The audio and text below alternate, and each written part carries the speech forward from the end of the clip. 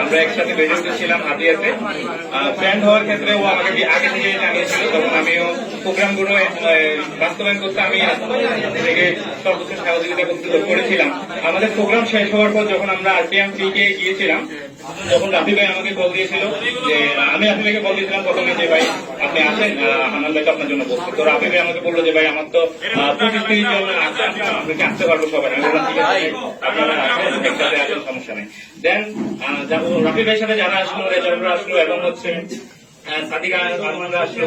আসার পর ওরা একটা হট্টগোল শুরু করে দিল। তখন যা হলো সেটা তো আমাদের রাসেল ভাই বললো। পরবর্তীতে আমাদেরকে সেখানে অবরুদ্ধ করে রাখা হলো। এমনকি সেখানে আমাকে আমার প্রোগ্রামটা আমি অ্যারেঞ্জ করছি, এই জন্য আমাকে টার্গেট করে আমাকে মারার জন্য তারা তখন থেকে করেছিল। সেখানে দুইটা রুম ছিল, একটা রুমে আব্দুল হান্নান ভাইরা ছিল আর একটা রুমে আমরা ছিলাম। পরবর্তীতে আমি আব্দুল হান্নান ভাই একসাথে যখন এক রুমে গিয়েছিলাম, তখন আমরা ওমর ফারুক ভাই এবং চট্টগ্রাম জেলা মহানগর ছাত্র দলের কয়েকজনকে আমি ফোন দিলাম। ফোন দেওয়ার পর তারা এসে যখন আমাদেরকে সেখান থেকে বের করার জন্য চেষ্টা করেছিল, তখন আশপাশ থেকে ডট গ্যাং এর সদস্যরা সাদিক আরমানরা একসাথে আমার উপর হামলা করে। ওমর ফারুক ভাই আমরা একসাথে ছিলাম, আমার উপর হামলা করে আমাকে এখানে মেরে পাঞ্জাবি ছিঁড়ে দেয়। আমাকে প্রচুর আমরা সামনাকারীদের সাথে বলতে